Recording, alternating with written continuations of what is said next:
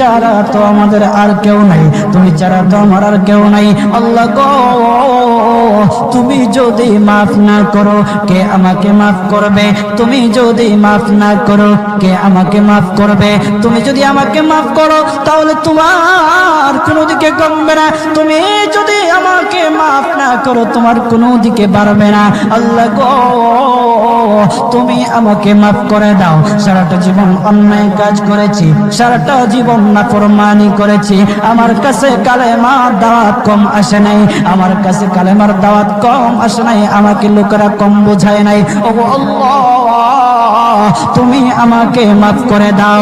মাফ না করলে কোথায় যাব, কার কাছে যাব?